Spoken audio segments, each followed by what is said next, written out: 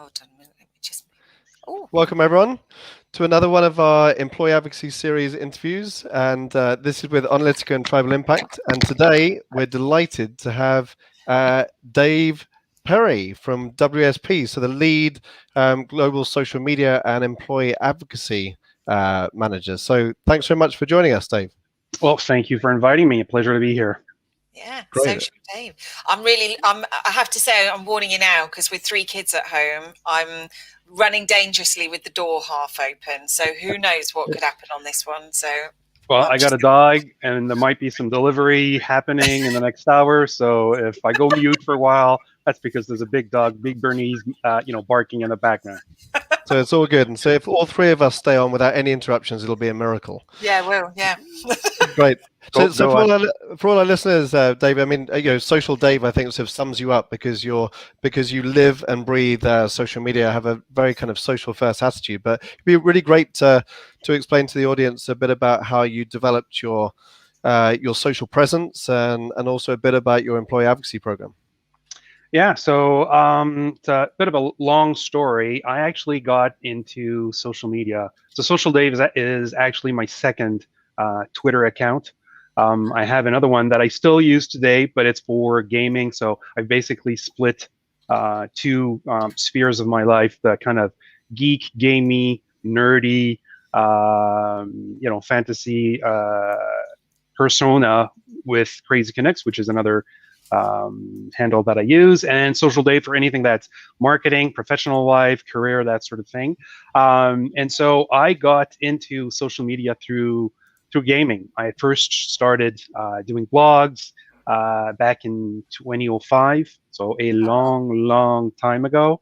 Got into podcasting. I did actually 3 series of podcasts, one of which lasted for about 25 episodes, so quite some time. And this was before the heydays of podcasting. We're talking 2008, 2010, maybe. And back then, I was in sales, business development role, and so LinkedIn and Twitter, I slowly got into that and kind of like figured, hey, this is a great way to connect with people that I'm trying to engage with. So started doing that, and I think actually I won some sort of I think they called it the Tweety Award. The little birdie character, because I was using Twitter and I was trying to get everybody within my team to be on Twitter, to use it, to do biz dev and that sort of thing. And so it's basically been going on since then. Had to stop the blog at one point, restarted the blog a couple of times over the years. I've actually done some posts this year, so hopefully this is the year where I rekindle my love for blogging. But definitely, I mean, it's been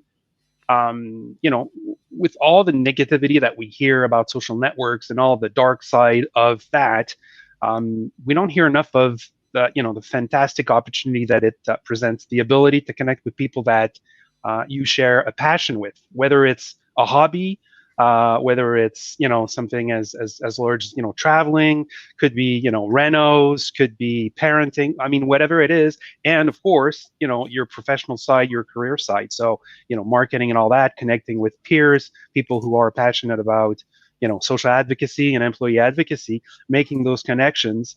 And that's basically, I mean, that's the magic behind it, to be able to make those connections, those one-on-ones, because in the end, that's what we are. That's why people group themselves and cluster themselves in cities, and hopefully go back to mingling and in large crowds once this whole pandemic is over.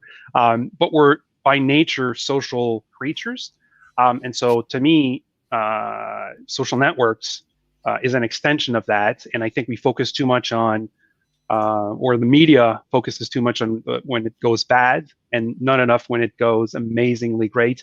And there's tons of amazing things, connections with people that I've made over the years, people that I've never actually met, but just by connecting on Twitter and Instagram or through blogs and exchanging that sort of thing, you develop a relationship. And I would say in some instances as strong as if it's somebody down the street that you see on a regular basis. Yeah. Sounds like you were a bit of a pioneer then, Dave. Like, so quite early on, before social was even a thing. 2008. That's so. For the folks that are joining us today, do you want to just describe your role at WSP and what you're responsible for, and yeah, so WSP is a professional services consulting firm. We're pure play, and so our areas of the sectors that we operate in are engineering, earth sciences, environment, property and buildings. A whole variety of spheres. And my role, basically, I came into WSP about 2.5 years ago, a little over 2.5 years ago, as a global advisor for social media. My role was to give WSP a greater visibility on social media. And we're a bit of a different player within the sphere, in the sense that there's a global presence. So WSP Global has, all the social channels, LinkedIn and whatnot. But then each region has its own little LinkedIn page, and maybe a Twitter account and an Instagram account and a Facebook page. So there's a lot of these around. So when I came in, it was, okay, let's look at everything. Are there any, pages that are, dormant, not being used, shouldn't be used, that sort of thing. So kind of clean up the whole thing, and give visibility both at global level and also at the what we call regional level, so a countrywide level. So in my day-to-day, I work with comms teams from Canada, US, all over the place, New Zealand, Australia, Finland, Sweden, UK. I mean, it's fantastic, and I love it. I was on a call with colleagues from Asia, New Zealand, and Australia last night at 8 p.m. Sometimes I'm on calls at 6 a.m. in the morning with folks in Europe, and so I work with them to basically increase our reach within social networks for all these regions, so that they have a bigger presence. And when somebody looks for a specific service, specific expertise in Finland, whether it's Germany, Finland, France, when they type that into LinkedIn's search bar, our folks, our subject matter experts come up. Our pages, our showcase pages, or company pages come up. So if I've done a good job over the last 2.5 years, we've increased that presence, and we have. But that's basically my goal, is to do that, working with the local Marcoms teams. And I suppose that engineering doesn't, isn't always put with social media, because as a sector that it's obviously something that people understand beauty products, but engineering and social media is very, very different. So can you share some of your experiences or advice on how you've applied social media, and also individually how you've tried to, because obviously you sort of lead in social media, how you've been able to try and inspire and develop employees across the globe, because it must be a massive challenge in all these kind of companies to be able to move a beast, use of social first and employee-led content. I mean, definitely it is. Prior to being at WSP, I was with a law firm, and so the personality of our partners very different from that of an engineer or somebody working in STEM. Very much different. They're much more A-type personality. So you tell them, listen, you start pushing content on LinkedIn, Twitter, blogging, whatever, you're going to get attention. People will come and seek your advice, seek your expertise. To that sort of individual, that's all they need to know. Boom, off they're running off the ground. When I joined WSP, I was like looking at all the projects that we work, amazing projects all over the world, whether bridges, buildings, communities, roads, highways. I mean, great stuff, great content. And I was like, this is going to be easy peasy. We'll get the engineers to push that out, and they'll be very active. Well, I mean, lo and behold, it's a different crowd. And what worked when I was at this law firm did not work at WSP. So, okay, change the sort of how we approach the topic, who we reached out to, seeking individuals that were a little more somewhat active and social media savvy. So some of our employees, subject matter experts, are already active on LinkedIn. Probably and to a lesser degree than we would want them to be, and where they will be eventually. But started with plucking those and identifying those individuals and working with these. What you have to understand is that it's not with a snap of fingers. You give them the tool, you give them the knowledge, and off they go, and they know everything. And there's a lot of hand holding. It's a long-term process. And I was watching a video from I don't think it's a TED Talk, but it was a presentation from Simon Sinek on the infinite game. So I'm playing the infinite game.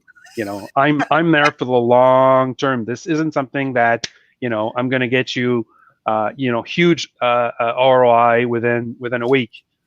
Huge audience. It's not because you start being active on LinkedIn that you go from 160 connections to 50,000 followers. You can get there, and people started at 160 or just a few dozen followers and connections. But long term, you've got to you've got to work at it every day. When I do my training, I often say social media is like gardening. It's something that you can't just dump a bunch of seeds, topsoil, some fertilizer, and water at the beginning of summer, and then come back to Versailles at the end of the summer. No. You got to you got to take out the weeds. You got to keep going at it. Make sure it's got enough water and fertilizer and whatnot. Keep it clean. Give it some love. Every day.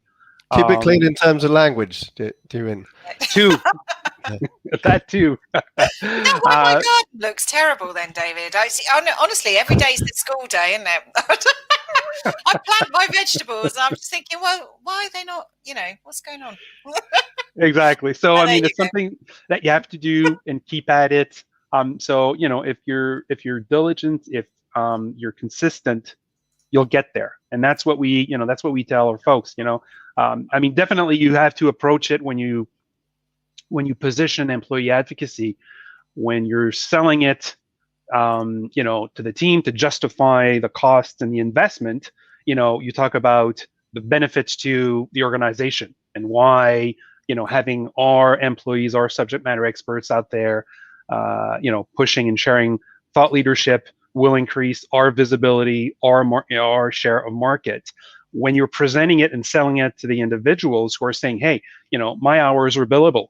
If I'm going to switch from working on this project to pushing content on social media, it better be, of value to me in the medium to long term, short term, ideally. But there has to be some value to me. So when you present it to them, you have to focus on what's in it for them. What's the benefit for them?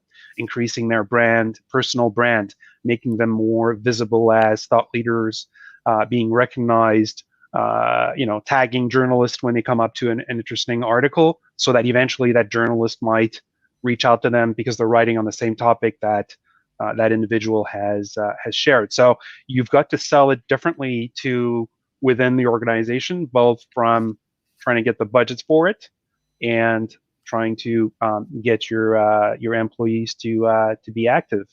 I think you're spot on there, Dave, because different employees will have different motivations and they're in different roles, so they're going to have different outputs as well. So a salesperson on social is going to be quite different to an engineer or a technical person. I just want to call out, hi Anita. So she's popped in the chat because people talk about that.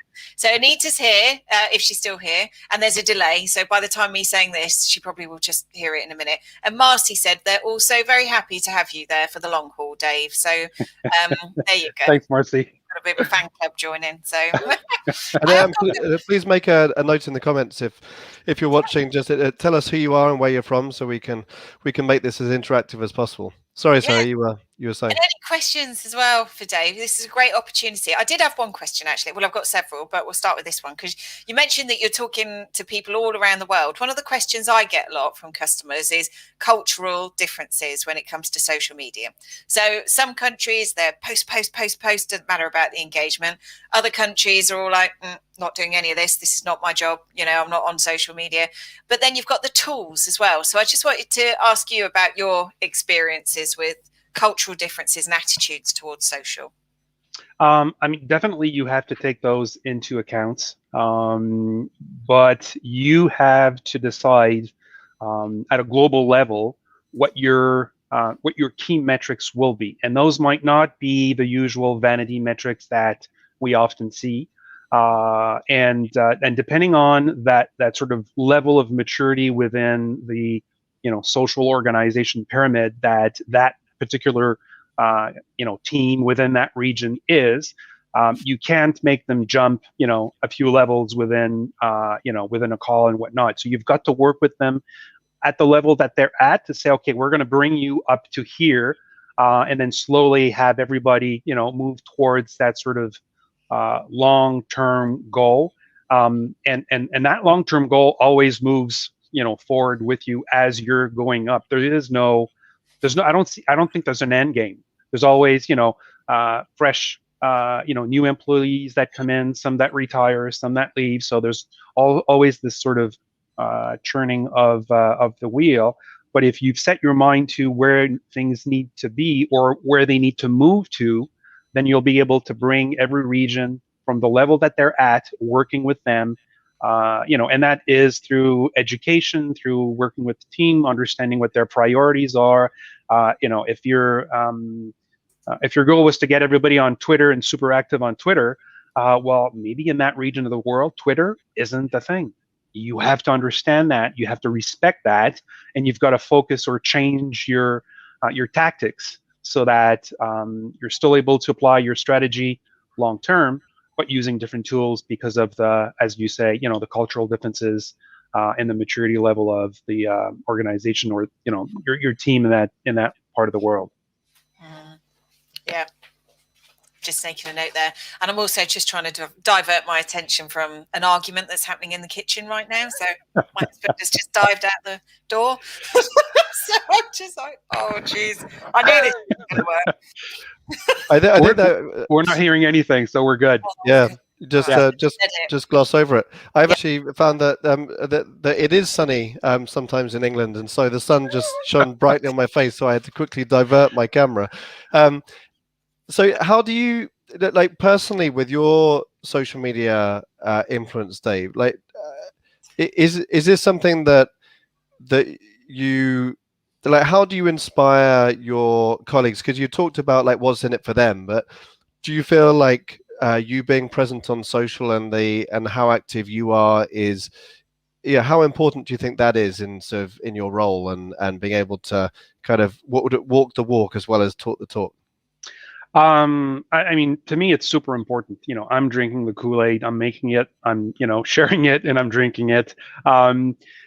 I mean, definitely, if you are active, as I am, it's much easier to warrant, to talk about the benefits, to talk about how to become efficient at doing it. There are tools that you can use, from Buffer to TweetDeck to now Twitter, being able to schedule your tweets within Twitter itself, to IFTTT, if this then that.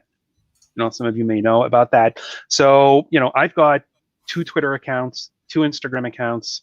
I've got 1 LinkedIn account, 1 Facebook account, a Facebook group. I'm not doing that 7/24. I'm being efficient about how I move stuff. I find a good article, I'll schedule it within Buffer to both my Twitter account, whether it's Social Dave or Crazy Connects.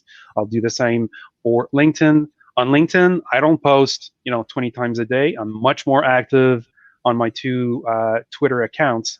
So definitely over the years, I've developed techniques, ways of packaging tweets, recognizing what's of interest to me and what's of interest to the people that I've over the years gained as connections. I mean, One of the first things I do when I sit down, once I've made my coffee and I've had a couple of sips, is to look at TweetDeck.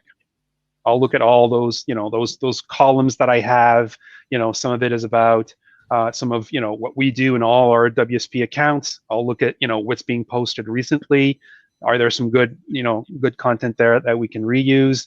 Personally, I'm a big fan of women in STEM. I think it's super important. I think the world will benefit if we tap into that 50% of our brain power and bring in women into science, technology, engineering, and math. And so that's something that I monitor. I monitor that hashtag. I share that. I'll plan. I'll schedule it. So I'm efficient with the way that I do, so that to somebody on the outside, a complete novice, it might seem as though, geez, you're on that 24 hours a day, 7 days a week. I am not. I'm So a dad. how do you apply that model? Because that's really interesting, hearing your efficiency, because part of what Sarah and I talk about a lot to people is how to get busy people active and how to get it valuable for them. So because you're very attuned to doing it, very very mature in how you apply it, how do you get a novice to use these kind of tools to be able to be time efficient? You start small, one step at a time. You start with, hey, you're going to do one post a week. I'm going to show you how to do it. Here's this great tool that we use for employee advocacy. It will allow you to get access to great content. So you're looking for content to share. We'll have that content. We'll remove all the noise so that you can focus on what's important for you. And then pick one article and share it once a week. Start with that. Once they start getting engagement and people start commenting on those content, and an old colleague reaches out and a potential hire seeks information, they go, wow, oh my God, there's the potential. And then an online conversation on LinkedIn becomes an offline call, becomes a small opportunity, which leads to 3, 4, 5 years down the road to a much bigger opportunity. Will 5 years from now, will they remember that this started with a conversation on LinkedIn? Probably not. Very hard to, link all those breadcrumbs. But I've seen it happen. It does happen. I take note of that when it does, and I reuse that.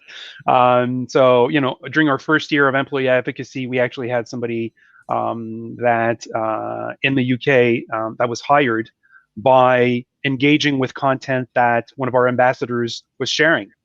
So that was a big win. So, you start very small, you make them comfortable with the medium, with what they need to do.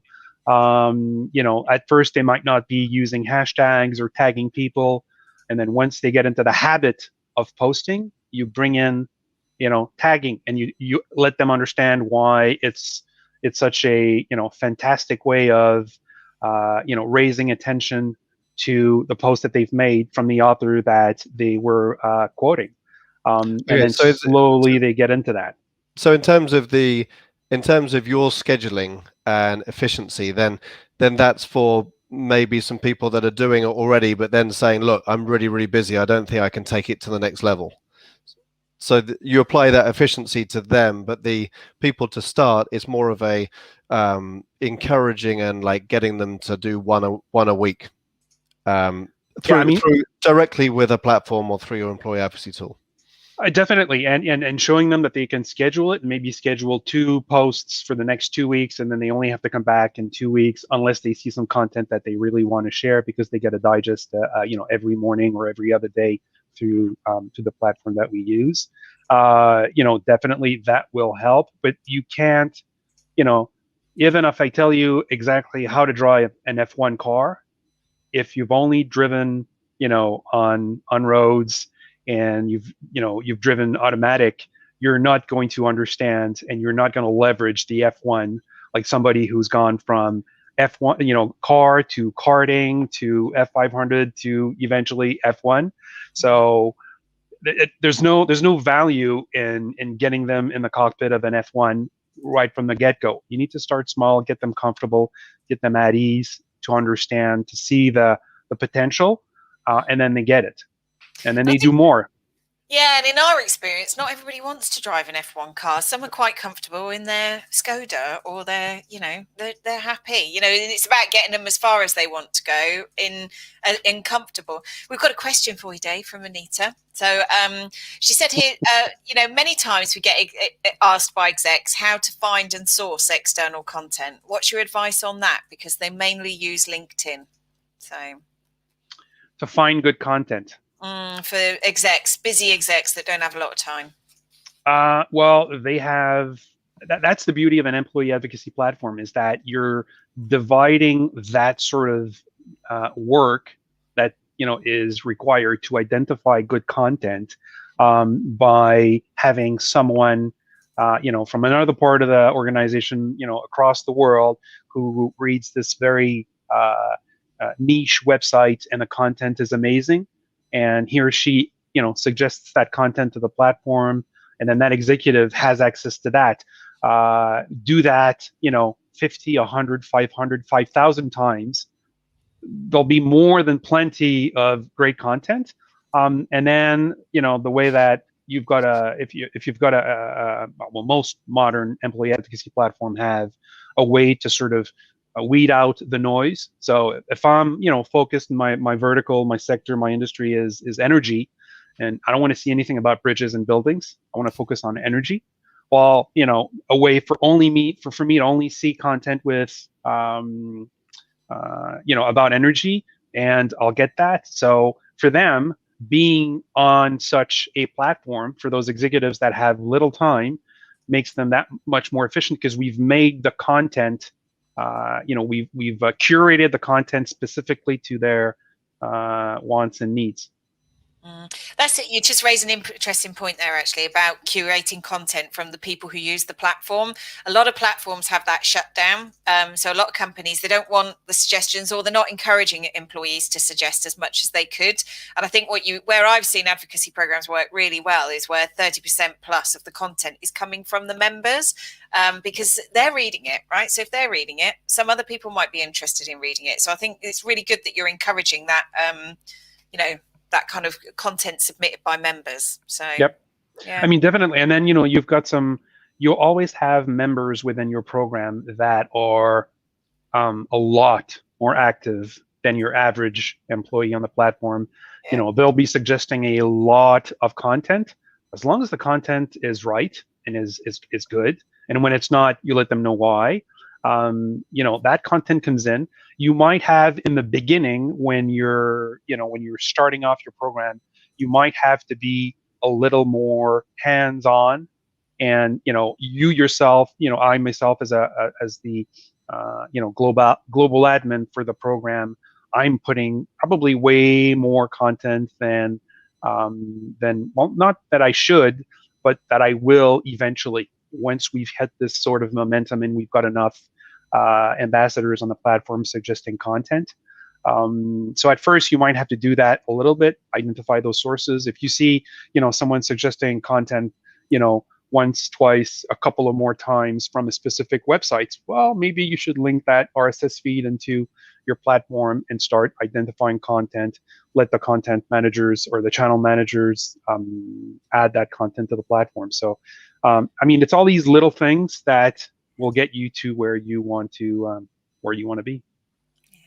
Can I just ask you, Dave, about your own personal accounts? Because you got 2 Twitter accounts, 2 Instagram accounts, Facebook. You were saying, I don't know. I haven't seen you on TikTok yet, but how do you personally manage your time? Like, what's your strategy? Because you're very active. So I'm always and our audience always interested in understanding. Some people have a very strict routine. Some people just like post when they feel like posting. You've obviously got scheduling as part of your routine. I mean, how do you approach it during your day? And do you have a different strategy per platform?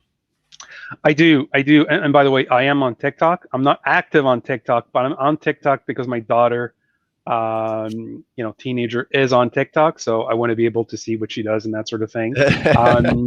And I've told her it's not about me, monitoring what she's doing. It's about us having a conversation about what she sees, what she consumes, and what she does with the content. I got my kids my daughter at 10 on Instagram, because I wanted to have that sort of conversation, because I knew that, when they hit teens, dad doesn't have the same value, or dad's opinion doesn't have the same sort of value as when they're a bit younger. In terms of my scheduling, so I use tools, as I mentioned, such as Buffer. I'll use our advocacy platform, Smart, to schedule some content as well. But with Buffer, I can schedule per channel 10 pieces of content at a time. So I can have in my queue 10 articles. So 10 articles covers a whole week of LinkedIn and more. If I post twice a day, which I don't even. And on Twitter, same thing. And of course, what I share on LinkedIn gets shared on Twitter, gets formatted differently, but that happens. So usually I might I'll do that over the weekend for Social Dave, for those accounts, so LinkedIn and Twitter, where I'll schedule my week ahead. I've identified some interesting content. I'm still going to leave myself with a bit of opportunity to reshare quote tweets that I see throughout the week. So in my day-to-day, during the workday, it'll be Social Dave. And then I've got some notifications on the other accounts for my gaming Twitter accounts. I'll do that again. I'll load it up over the weekend, or maybe at night. I'll load it up with a bunch of articles and videos and things that I've seen, which are relevant to that audience of gamers and geeks and whatnot. Kind of my always on teenage mode, I call it. So basically, you've got to be efficient. I'm not on it, all the time. I'm not watching this, all the time. I don't have phones or tablets when we have dinner and when we eat, when it's family dinner time. So that it's a question of managing it into bite size and planning for it ahead of time. If I know that I'm going to be super busy for the rest of the week, I'll make sure that I've got a load of content being pushed out. And then I engage with whomever interacts with that content. I try to do that, within a few hours of people commenting and replying or retweeting my content. In between breaks, that sort of thing. In between, like I'll go from one meeting to the other. I'll jump in, do a couple of little tweets and likes and funny GIFs response. I believe I've mastered the GIF response pretty well. Dave, I can't beat you. I don't know how you find those, but they are just absolutely apt for the response. So I'm just like, I like your humor. Yeah, and sometimes, thank you. Sometimes it's much easier to respond with a GIF without even writing anything. Just you do the right search, you find the right one, and you boom send it off, and you're good. And that took you 5-10 seconds. So you do that. What's your take on the social platform of the moment, Dave? Clubhouse.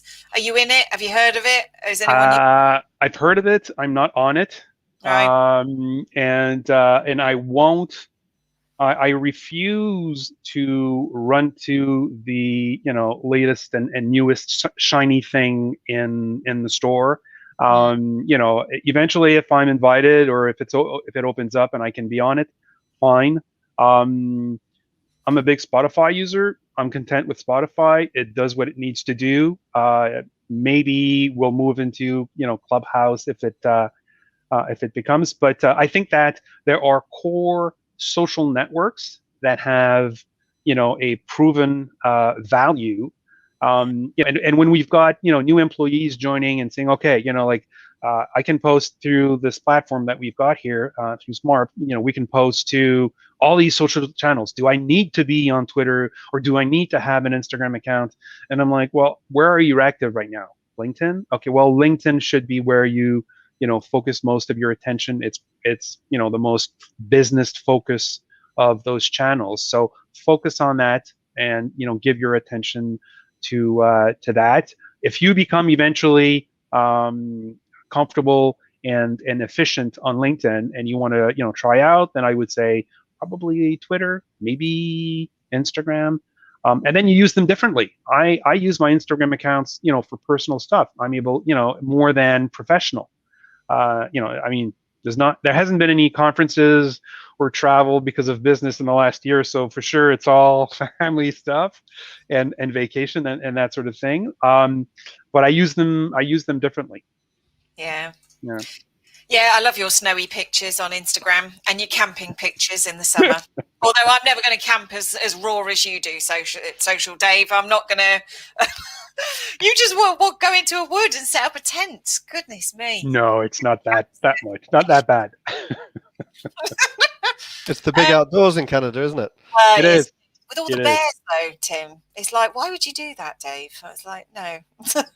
Campsite, fenced off. Amenities. That's my. Yeah, it's not that bad, but then I have to be honest. That first shower when we get back, and that first night in a comfortable modern bedroom with the mattress is beautiful. You did touch on a little point there, and I hope you don't mind me sort of going off message here, but you talked about being on TikTok because your daughter's on TikTok, and some of the questions I get from our customers who have families, and it's quite interesting, that conversation about and it ties into what we were talking about, I think, before we came on air, but it was about social risk, right? Everybody's talking about the problems on social media and the risks on social media, but there is also an opportunity to network. Mm-hmm. And how you educate your kids, but also people that you're dealing with. They've all watched that Netflix thing, that scared the life out of them, and they've all taken their Facebook app off their phone and stuff. We talk to employees that's just like, I'm not doing that. The social dilemma. Yeah. How do you navigate yourself around that conversation with employees, but also with your kids, I guess? Well, I mean, with any technology comes a lot of positive, and that's why people adapt that technology. But there's also, kind of a way to misuse that technology. I could annoy the hell out of a bunch of people if I pick up my phone and randomly dialed anywhere in the world. I could annoy a bunch of people. But that's not how I choose to use the phone. Doing prank calls as teenagers, maybe, but that quickly fades. I think that we have to focus on how to leverage those technologies, those social networks, and focus on that. But definitely there's an education that has to happen with that, and it's not by preventing youth from being on those social networks, and then all of a sudden the gates open and it's a free-for-all, and they have not developed a sort of critical mindset in, okay, who is this asking me to connect and asking me for information? If you've had that sort of conversation, if you've slowly taken those steps, I think is definitely the best approach. I was reading an article on kind of a similar topic on kids and gaming, and violent games and gaming, and the article basically boiled down to the games by themselves don't necessarily make them more violent, but conversation with your kids about the games and when they're playing games and what games they're playing is important. And I was like, really?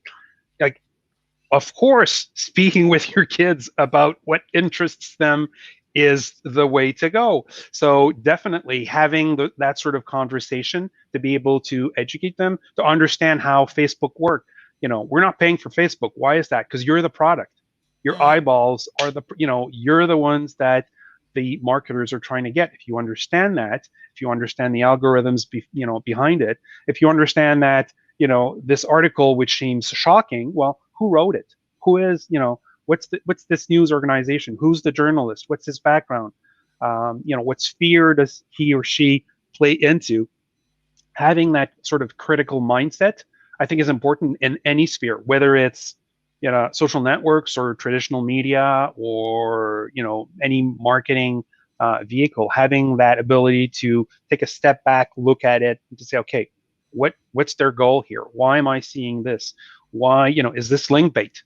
Do they want me to click on it so that I get to see ads on their that sort of thing? So having that, I think, is important. Whatever age you come into using those technologies, if you've got that mindset, if you've built that sort of that toolbox of looking at content and understanding it, whatever new Clubhouse, TikTok, tactic, or whatever new social media that comes up, you'll be able to kind of understand the dynamics behind it. Yeah, and and that is not just with kids, actually. That is with employees as well. I think, that's like, exactly. Connect to someone. Do you really know them? Do you really know them? How many mutual connections have you got? Are you in a popularity network building contest here, or are you more into let's build some quality networks? And I think it's the whole risk mitigation, isn't it? And the confidence that comes with that. Yeah. Sorry, go on. I was going to ask, with engineers, do you encourage them to share very personal stories about, because I've seen some of the execs actually in tech companies start sharing how proud they are about their kids, or some very personal stories which are on LinkedIn and Twitter, and I wouldn't normally have seen that kind of content. And actually they're getting really, really great engagement, which could lead to further engagement, obviously, when they're focusing on business. So do you kind of just work them out individually and like see what they're wanting to achieve and like what's in it for them, or do you give them a bit of a playbook of encourage them to share personal stories to drive that emotive engagement rather than maybe some more industry content? I think it's a personal choice. I think we can't we can't force specific behaviors on a platform. The platform is available. It has some features. How LinkedIn has devised the platform should be used is one thing. How users are actually using it is another completely. And so enforcing and saying you should not is a very dangerous sort of game to play. I think that it's more of a, what's your level of comfort? And if you notice that your audience, your connections is resonating well with the stories that you're sharing, whether they are, professional expertise, personal story, if it resonates well, then, you should keep engaging and building upon that sort of thread. Is there a limit to how much you share? I think so. Should you share everything that happens to you personally on LinkedIn? I personally don't think so. But I think I'm not the one who should be dictating what they should and should not. The platform will evolve, will self sort of police. And of all the networks, LinkedIn's probably the one that's been the most consistent over the years. We have seen from time to time those sorts of personal stories. I see them on a regular basis, maybe a few times a week. I've quite a large enough network, and I follow even more connections, even more people. And I think that what I see is, for me personally, is sufficient. I like sometimes to seeing personal content. I will, in some occasion, react to it with a support or a love reaction, which is, I believe why LinkedIn has enabled those sorts of reactions, is because sometimes doing a thumbs up on a very personal post isn't necessarily appropriate, and a support or a love, would be probably better. We've seen some Black Lives Matter content on LinkedIn. When it's well done and well presented, I think it's totally appropriate. I think this sort of concept of having a hard separation between, the professional me and the personal me, or the real Dave, is I think is a utopia. I mean, it's never really been there. It's been tried to be enforced, but I think we gain from it when we share personal stories. Should we only share personal stories on LinkedIn? I don't think so. Should we once in a while, when something big happens, share that story because there's a life lesson in it, and which would benefit our network and our colleagues and our friends on LinkedIn, because we do have those, then yeah, I'd say, go ahead and share it. But I think what's important in the end is your level of comfort doing that. The same as, if you want to share your phone number, your emails, and your contact info on LinkedIn, and you're comfortable doing that, go ahead. If you prefer to keep your cell phone to yourself and to people close to you, and you're going to use your, a generic email on LinkedIn, do that. I'm not the one who's going to tell you to do that. Good advice. And I think we're often asked that a lot, what's the mix of content? What should I do? And I think what you're saying really is find your own rhythm, put it out there, see what works for you, what doesn't, and you've got to have a kind of a mix, but see how get comfortable with it. And I think that just comes with experience probably. And everyone has to learn. Even we're all still learning, So. Oh, absolutely every single day. Listen. Yeah, exactly. So, Dave, we're going to wrap up in a few minutes. But any advice to really large enterprises that have, that maybe working in a sector which is not synonymous with social media? I'd love to get just a few last tips from you.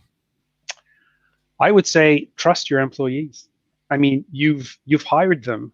You've hired them because you mistrust them or you trust them. So if you've hired these people because you trust them and you believe they have either the skill set, the mindset to do and to bring value to your organization, to your shareholders, to the rest of the employees within the organization, well, why wouldn't you trust them on social media? And I go even farther. Plan ahead. Things may and might and will happen in the future that will be out of your control, that might paint a negative image of that specific individual, and it might come back to haunt you. But if you've told all your employees to be hush hush on social media, then whenever somebody Googles your organization or Googles that name, the only content they'll be finding is negative content. Whereas if you've made them active, there'll be all sorts of amazing and great content and stories and opportunities. And amongst that will be those, soured fruit in there or spoiled apples in there. So I think it's important to trust your employees. That comes also with some responsibility on your end. So make sure that you've got, a strong social media policy. That's both stick and carrot. Don't do just the stick. Shouldn't, because, this is what happens negatively. Add some, here's how to do it better, and here's why you should do it, and here's the benefit to you, to us. So have that sort of, you've kind of set the boundaries of what, the gameplay is.